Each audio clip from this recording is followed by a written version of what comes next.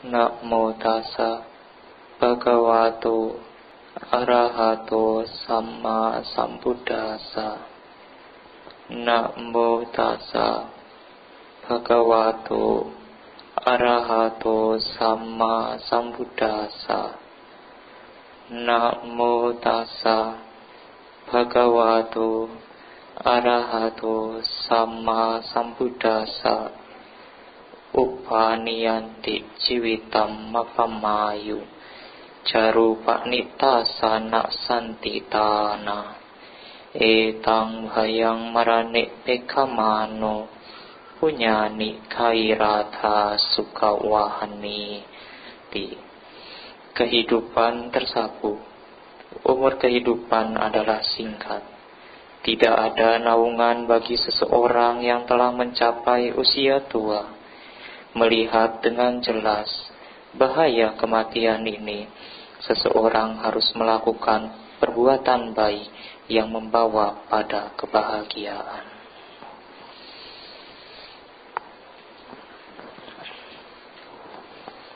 Pemimpin Puja Bakti yang saya hormati, ibu bapak, saudara-saudari yang berbahagia, selamat pagi, namo buddhaya.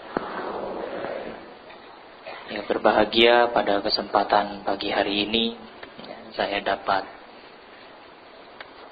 berada di sini dan membagikan dhamma kepada ibu bapak, saudara-saudari. Ibu bapak, saudara-saudari, seperti yang sudah ditulis di dalam buletin tersebut, pada pagi hari ini saya akan membawakan satu tema, yaitu harmonisasi dalam hidup. Tema yang saya bawakan ini ya, baru saja kemarin diulas juga. Ya mungkin kalau di antara saudara-saudari yang kemarin hadir di acara Waisaknya UI di Depok, ya kami membahas ini. Kenapa kami?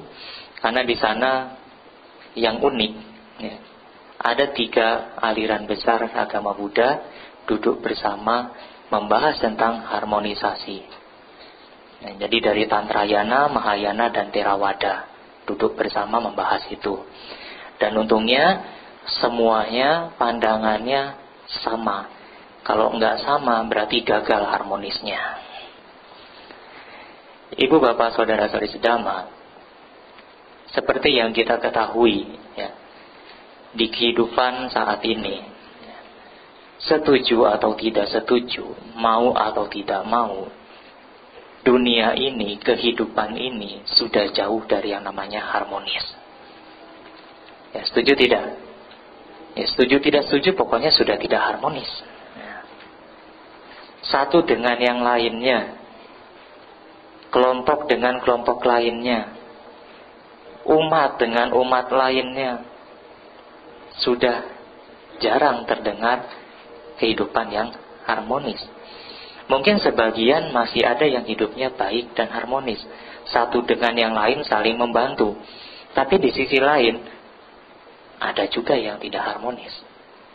Nah, itu di kehidupan bermasyarakat. Belum lagi di rumah tangga, antara anak dengan suami, suami dengan istri, ya antara anak dengan orang tua, suami dengan istri, istri dengan suami, orang tua dengan anak.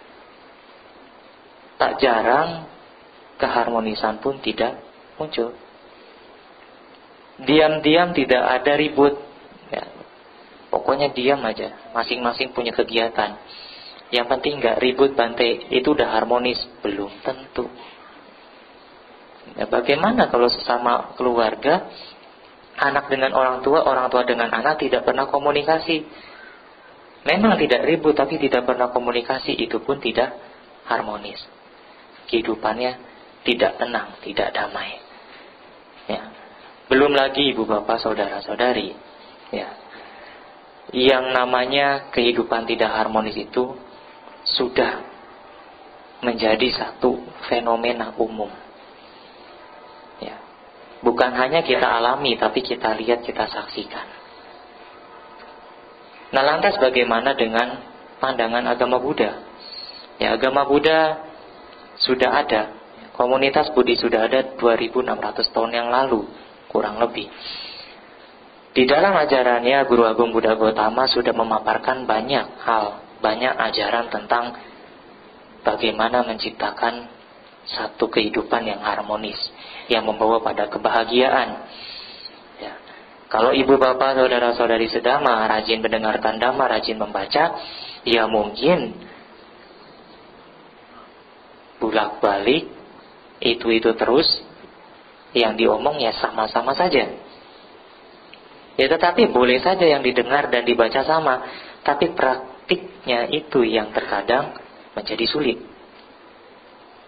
Terkadang karena kita tahu, akhirnya kita banyak menunda. Ya. Contohnya, saya tahu jalan ke Dhammacakka. Saya tahu dengan jelas. Karena saya tahu, ya sudah nanti saja. Karena saya belum tahu, saya harus cari tahu, saya harus ke sana. Semangat. Nah, ini yang membedakan umat Buddha baru dengan umat Buddha dari kandungan. Kalau umat Buddha dari kandungan, dari kecil udah jadi seorang Buddhis, minat belajarnya biasanya ya, tidak semua, biasanya males-malesan. Yang penting Bante saya tahu Pancasila Buddhis, saya tahu anicca, dukkha, anatta, wis itu aja. Kalau umat Buddha baru, dia cari tahu, dia kritikin agama Buddha sampai ke jerumus masuk agama Buddha juga, tersesat di jalan yang benar. Kayak Bante Attapio, kan semangat belajarnya. Kalau yang sudah lama, kayak saya ini, males-malesan. Tapi untung aja jadi samanera, jadi biku, mau nggak mau belajar terus. Kalau enggak, apa yang mau diceramahin kan? Itu yang terjadi ibu bapak saudara. Nah, praktiknya ini ya, kemudian kita tahu. Karena kita tahu, seharusnya kita semakin semangat untuk mempraktikannya. Karena sudah lekat. Kemudian apa yang akan Sang Buddha bahas, Sang Buddha berikan untuk menciptakan satu kehidupan harmonis di dalam dunia ini, di dalam kehidupan bermasyarakat atau keluarga. Di dalam salah satu kelompok Dhamma Anguttara Nikaya, ya, Sang Buddha memberikan 6 uraian tentang bagaimana seseorang dapat hidup harmonis satu dengan yang lainnya, sehingga dari perbuatan-perbuatannya itu mereka dapat dikenang, dapat diingat. Judul sutanya itu Saraniya Dhamma Sutta. Kalau ibu bapak saudara pernah baca buku Parita Biru sampai habis, enggak cuman sampai halaman berapa itu, Puja Bhakti Rutin, Karaniya Metta Sutta, Abhinha Paccavekkanapata, tapi dibaca sampai habis, di belakangnya ada Saraniya Dhamma Sutta. Tahu Bante ada, tapi enggak tahu artinya. Kenapa? Bacanya palinya aja. Nah, itu ibaratnya orang yang orang yang kayak burung beo, ngulang-ngulang saja. Ya, jadi kalau baca Parita, usahakan baca terjemahannya. Nah, Saraniya Dhamma ini berisikan tentang 6 poin bagaimana seseorang dapat hidup harmonis satu dengan yang lainnya. Poin 1, 2, dan 3 ditekankan dengan metta atau cinta kasih.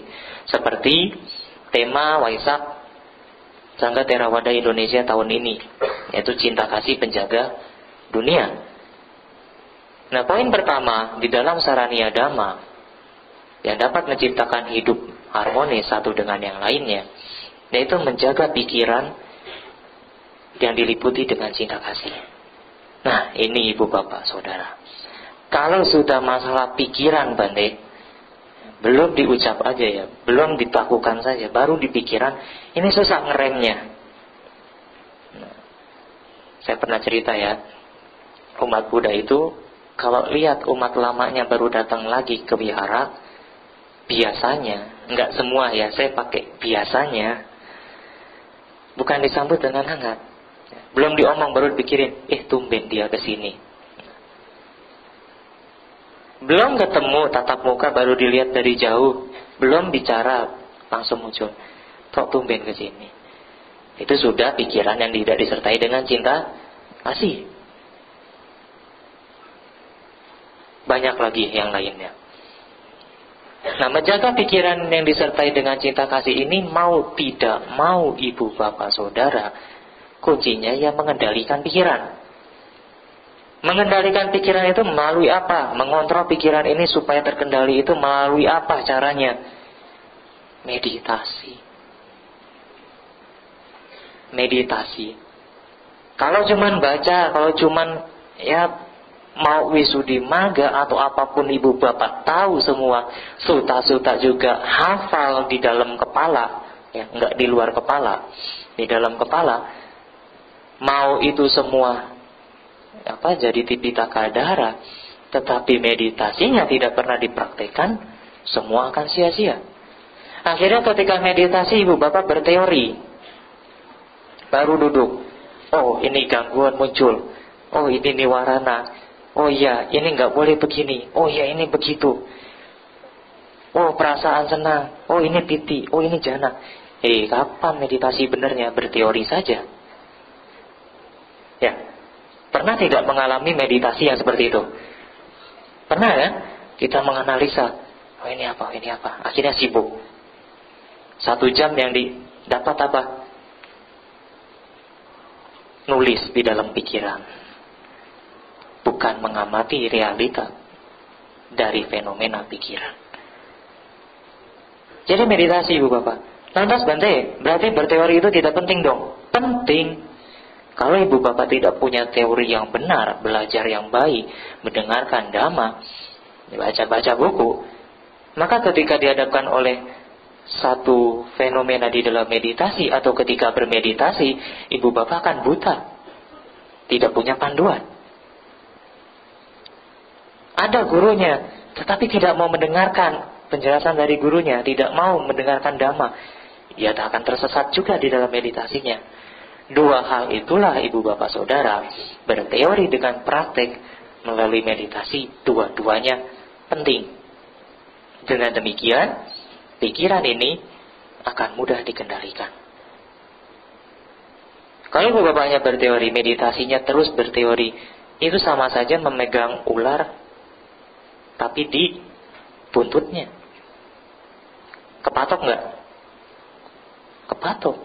Nggak akan kegigit, nggak akan kepatok kalau ularnya mati. Nah, kalau dhamma itu dipelajari, dilatih, dibaca, didengarkan, tapi tidak diperhatikan, itu ibarat memegang ular dari buntutnya. Akan berbahaya. Makanya tak jarang orang yang pandai dhammanya, tapi egonya tinggi. Karena tidak seimbang dengan praktiknya.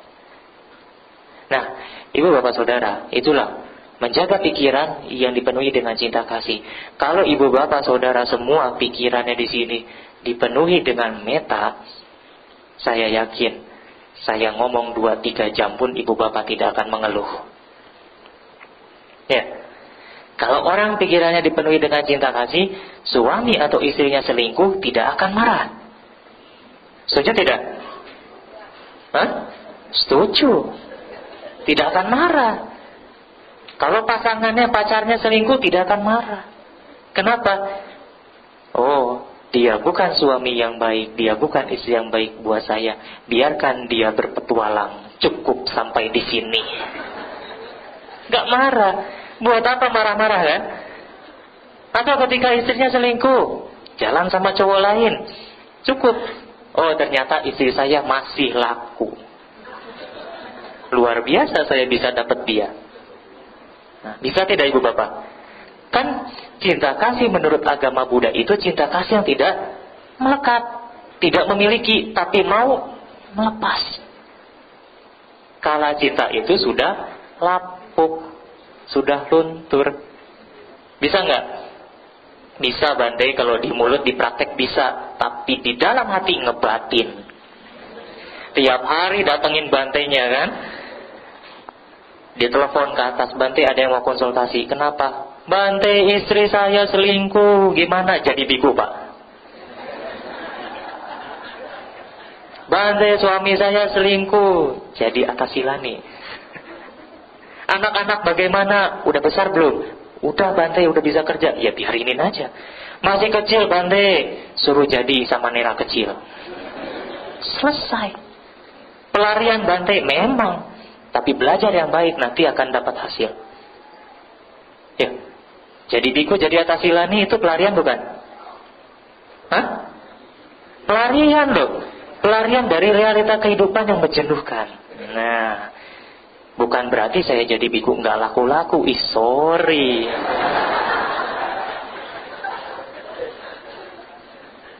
Ya. Lari dari jenuhnya hidup. Lari dari duniawi yang tidak pernah memuaskan kita. Mempelajari Dhamma. Pelarian. Yang baik atau yang buruk. Nah, ibu bapak saudara, itu menjaga pikiran dengan penuh cinta kasih. Yang kedua, tak jauh penting adalah ucapan. Nah, ibu bapak saudara, ucapan yang disertai dengan cinta kasih, ucapan yang tidak melukai siapapun. Kalau mau bicara, dipikir dulu. Jangan bicara dulu baru dipikir. Kenapa? Yang namanya penyesalan pasti di belakang. Ya, saya nggak akan ngomong kalau pendaftaran di depan, garing. Menyesal pasti kalau sudah salah. Nah, ketika kita mau bicara, dipikir dulu. Ketika bicara, keluarnya sertai dengan cinta kasih. Tidak ngomel-ngomel, tidak kasar, tidak kebun binatang dikeluarkan. Itu. Yang ketiga, melakukan tindakan jasmani, perbuatan melalui jasmani yang disertai dengan cinta kasih.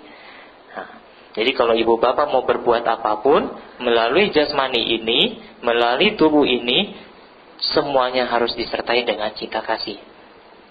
Maka satu dengan yang lainnya, komunitas satu dengan komunitas yang lainnya akan harmonis hidupnya, akan rukun, akan damai.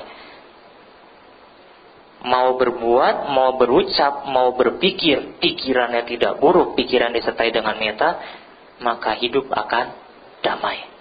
Itulah yang dikatakan metta sebagai dasar dalam berperilaku Buddhis, seorang Buddhis. Sila itu caranya, etikanya, bagaimana kita berperilaku yang baik. Metta itu landasannya. Bagaimana kita mampu membangun praktek sila dengan baik. Pikiran cinta kasih. Tiap hari Bante saya meditasi, merenungkan semoga semua makhluk hidup berbahagia, tapi hanya sebatas perenungan, itu pun tidak cukup. Harus ada tindakan yang dilakukan. Bentuk dari kita berharap semoga semua makhluk hidup berbahagia itu apa? Apa bentuknya? Bentuknya adalah tidak menambah penderitaan makhluk lain. Kita tahu, setiap makhluk di dunia ini, siapapun itu, makhluk apapun itu, semua mempunyai penderitaan masing-masing, punya kesulitan. Ibu bapak punya kesulitan di rumah tangga, saya punya kesulitan di dalam kesamanaan, kucing-kucing di wihara ini punya kesulitan yang lainnya. Nyamuk-nyamuk di luar sana punya kesulitannya masing-masing. Makanya jangan menambah penderitaan mereka. Bagaimana caranya? Kalau ada nyamuk, ya jangan dibuat mereka menderita. Disemprot baygon, jangan menderita. Lantas bagaimana? Ada kelambu. Kemudian ada kipas angin. Badan kita dikipasin terus saja, ya. Nyamuknya pergi masuk angin. Ada cara yang lain untuk terhindar dari nyamuk, ya. Selimutan atau yang lain. Tidak menambah penderitaan binatang-binatang lain serta makhluk-makhluk lain, peta-peta yang lainnya. Peta itu sudah menderita ibu bapak. Jangan ditambah penderitaan lagi. Di rumah Bante ada hantu, saya mau panggil Bante, bacakan parita. Di sini ada penampakan Bante, tolong diusir. Tolong dipercikin air atau dimasukin ke botol. Ya, saya kalau diundang baca parita, Bante rumah saya tidak enak suasananya, mungkin ada hantu, ada apa. Ya, kita baca parita dengan harapan semoga mereka menjadi sahabat kita, mitra kita. Ya, membantu kita dalam segala hal. Umatnya kadang kaget. Bante jangan suruh di sini, suruh pergi. Padahal kalau mereka bisa jadi sahabat kita, rumah kita aman ibu bapak. Ditungguin kan? Kalau kita pergi, ada yang mau maling, ada yang mau ngerampok, dia nampakin diri. Hihihi. Perampoknya kabur. Ya kan? Takut. Nah, ada untungnya. Ya. Sudah ngasih makannya gampang. Apa? Jasa baik. Baca parita, pelimpahan jasa. Cukup. Nah, itu bagaimana kita memiliki cinta kasih terhadap semua makhluk. Ya.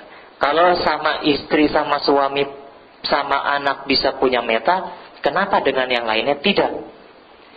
Kalau ibu bapak punya cinta kasih terhadap orang yang kesulitan, rajin baksos, rajin pergi ke panti asuhan, tetapi kenapa dengan keluarga sendiri tidak bisa? Apakah harus melihat suaminya jadi orang yang pincang dulu baru kita punya meta? Apakah harus lihat istri kita terbaring parah di rumah sakit baru kita punya meta? Itu yang harus menjadi renungan bagi kita. Kemudian ibu bapak saudara, yang keempat adalah mau berbagi kepada orang lain dari apa yang kita miliki. Ya, memiliki kedermawanan. Ibu bapak saudara, umat Buddha itu, umat manapun, kepercayaan manapun, kalau berbuat baik untuk agamanya, pasti semangat. Berbuat baik untuk sosial, pasti semangat. Betul? Saya pernah ikut satu acara waktu masih jadi umat. Ada pembangunan wihara, kemudian ada biasanya bikin malam dana gitu kan. Waktu itu diumumkan, donatur dengan sumbangan terbesar sekian, misalnya 50 juta. Kemudian ada satu orang panas, angkat tangan, saya mau nambah. Berapa? 60 juta. Oh, semangat kan? Ya, MC-nya, panitianya semangat lagi. Ayo, jangan menutup kebajikan, tambah lagi, tambah lagi. Semangat umat Buddha itu. Berdana makan kepada para biku di Dhammacakasini. Oh, semangat banget. Saya pun nggak tahu nanti harus terima dana makan sendiri. Semangatnya kayak gimana ibu bapak? Semangat banyak sekali. Tetapi ibu bapak saudara, janganlah membatasi perbuatan baik yang seperti itu hanya kepada wihara atau para anggota sangga. Memang dikatakan sangga adalah ladang yang subur untuk menanam kebajikan. Makanya buahnya pun subur-subur. Siapa? Yang anggota sangganya subur-subur kayak gini kan? Ladangnya subur. Memang sangga itu ladang yang subur, tapi jangan membatasi diri. Kenapa? Masih banyak orang lain yang membutuhkan juga. Ibu bapak boleh berdana kepada biku, atau yang dianggap biku itu telah mencapai satu tingkatan, atau kepada lumpo-lumpo. Boleh berdana kepada dia sendiri. Baik Bante. Tetapi kalau terbatas hanya pada satu lingkup itu, ibu bapak akan menjadi hujan yang lokal, bukan hujan yang merata. Sebaliknya ibu bapak, ketika melihat, oh di sini sudah rame, lebih baik saya cari tempat yang sepi. Maksudnya berdana kepada yang tempat membutuhkan. Itu jauh lebih baik. Berdana sesuatu kepada orang atau objek yang benar-benar membutuhkan apa yang kita berikan, itu akan jauh menimbulkan kebahagiaan yang besar. Ya, ibu bapak sedang haus dikasih minum, senang tidak? Senang, seperti itu ibu bapak. Jadi ingat, jangan membatasi. Tapi bukan berarti nanti malah semuanya membatasi, nggak kesini lagi, habis semua nanti. Nanti saya diomelin gara-gara siapa? Bante Gunapio, Wisma Nalanda setengah jadi. Narada ya, Nalanda Narada. Ya, enggak begitu juga. Jadilah hujan yang merata. Berbagi itu tidak hanya kepada wihara atau anggota sangga, menyeluruh. Selanjutnya ibu bapak, yang kelima, Milikilah moralitas yang baik antara sesama. Nah, kalau ibu bapak saudara semua perilakunya mempraktikkan 5 sila dengan baik, satu dengan yang lain semuanya, maka kehidupan ini akan harmonis ibu bapak. Latih dulu sila kita di dalam diri. Jangan mengurusi orang lain dulu. Berarti egois? Tidak. Karena sekali kita mau merubah diri kita, kita mau berbuat baik sesuai dengan ajaran benar, maka ada dampak lingkungan yang diberikan. Ya. Kalau kita berbuat baik, orang lain melihat, oh dia orang baik, saya tidak mau mengganggu. Oh saya mau mencontoh dia, saya mau meniru dia. Akhirnya semua berbuat baik. Jangankan semua yang di sini hadir, ibu bapak yang berada di Dhammasala ini saja, 5 silanya dipraktikkan dengan baik, satu wihara ini menjadi harmonis. Yang lain pasti ikut. Begitu ibu bapak. Menghindari pembunuhan, menghindari pencurian, asusila, berbohong, dan mabuk. Mau ninggalin sendal barunya di depan, mau parkir mobil barunya jauh, tidak akan pernah risau, tidak akan pernah cemas. Itulah.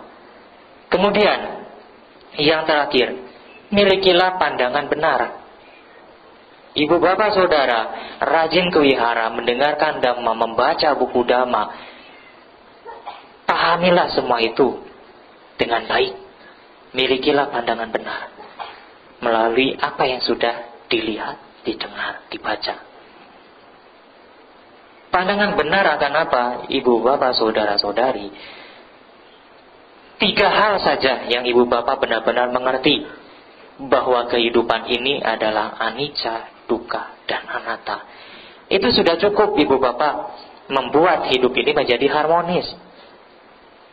Hidup ini tidak kekal, selalu berubah. Istri menua, suami pikun, tidak kekal. Apa yang harus disesali? Apa yang harus disalahkan? Suami meninggal lebih dulu, istri meninggal lebih dulu, gak usah disesali. Tapi bukan berarti cari yang baru. Hidup ini tidak pernah puas, yang menimbulkan penderitaan. Iya, kita semua tidak pernah terpuaskan. Tetapi bukan berarti kita mentok ngikutin keinginan. Kita pun bisa mengendalikan keinginan kita.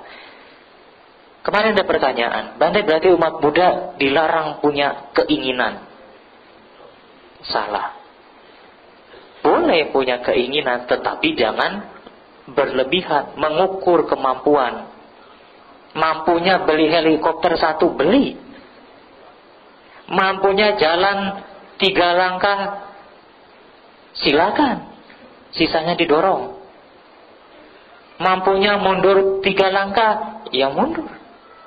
Masa jangan main Donald bebek ya. Maju 3 langkah, mundur. Salah ya, nah itu main anak-anak kecil. Tidak pernah puas sesuai dengan kemampuan. Karena hidup ini tidak pernah terpuaskan. Kemudian ibu bapak, tidak ada faktor tunggal anatta tanpa aku. Apapun yang terjadi di dalam kehidupan kita, bukan sekonyong-konyong terjadi karena satu faktor, tetapi banyak faktor yang terlibat di dalamnya. 3 hal ini ibu bapak, sebagai pandangan benar yang harus kita pahami dengan baik, sudah cukup untuk membuat hidup kita harmonis. Terlebih lagi, semua dhamma ibu bapak saudara praktikkan dengan baik, pelajari dengan baik, sehingga tidak menimbulkan pandangan salah, tidak menimbulkan micca citti, melainkan pandangan benar, pengertian benar. 6 hal ini ibu bapak saudara ya, kalau ibu bapak baca ini ya, setiap hari, setiap malam, maka akan selalu merenungkan, oh inilah yang harus saya lakukan, cinta kasih yang harus saya kembangkan, mau berbagi tidak pelit satu dengan yang lainnya, menjaga moralitas dengan baik. Milikilah pandangan benar, maka hidup ini akan tenang, damai, dan harmonis. Tidak ada ceritanya korupsi, tidak ada ceritanya pembunuhan, tidak ada ceritanya pencurian. Kenapa orang mencuri? Kenapa orang korupsi? Karena selalu kurang. Hidupnya tidak pernah puas. Ya. Kalau mereka puas, memiliki rasa berpuas hati atau santuti, maka tidak akan sampai mencuri atau korupsi. Berarti kalau saya pengen naik jabatan bagaimana? Berarti saya tidak pernah puas dong dengan apa yang saya miliki. Tidak juga. Itu tujuan hidup yang harus dicapai. Tetapi ketika tidak bisa dicapai, jangan sampai membuat kita menderita. Ya, istilah duka, penderitaan. Agama Buddha bolak-balik bilang penderitaan. Bukan berarti agama Buddha itu pesimis. Apakah ibu bapak setuju kalau agama Buddha dibilang pesimis? Tidak. Justru agama Buddha itu agama yang optimis. Dhammacakkappavattana Sutta membahas 4 hal yang sering ditekankan. Pertama, kehidupan ini adalah duka, penderitaan. Memang kalau cuma satu ini kita pesimis. Tetapi 4 hal ini mengajak kita untuk berpikir optimis. Ada penderitaan, ada sebab, bisa hilang. Caranya bagaimana? Itu kan pola pikir optimis. Kita dituntun untuk optimis menghilangkan penderitaan ini. Bagaimana? Nah, itulah agama Buddha. Agama yang optimis. Nah, ibu bapak, saudara-saudari, 6 hal ini ya sudah di-print di dalam BD itu Buletin Dhammacakka. Bisa dibawa pulang, jangan dijadikan bungkus bala-bala. Ya, saya ngetik capek-capek, cari sumber capek-capek, jadi bungkus bakwan kan enggak bagus. Ya, disimpan dengan baik, ditaruh dengan baik, dikoleksi dengan baik. Kalau lupa, dibaca. Hilang, nggak ada, buka websitenya Dhammacakka, dengarkan kembali ceramahnya, baca lagi artikelnya. Sekarang sangat mudah untuk mengingatkan kita akan pentingnya belajar, mempraktikkan, dan mendengarkan Dhamma. Mari ibu bapak saudara, milikilah cinta kasih satu dengan yang lainnya. Ya, cinta kasih yang tidak melekat, cinta kasih yang tidak memiliki. Cinta kasih yang bagaimana? Cinta kasih yang melihat bahwa setiap makhluk memiliki penderitaannya masing-masing. Oleh karena itu, kita jangan menambah penderitaan mereka. Cinta kasih yang benar-benar tulus, seperti syair Karaniya Metta Sutta, bagaikan seorang ibu mempertaruhkan jiwa bagi anak tunggalnya. Kepada siapapun, tanpa batas. Kepada makhluk peta, kepada binatang, kepada sesama manusia pun harus kita memiliki cinta kasih. Kalau lihat penampakan pocong, kuntilanak, genderuwo, suster ngesot atau apa, jangan kabur. Tapi tanamkan cinta kasih. Bisa tidak?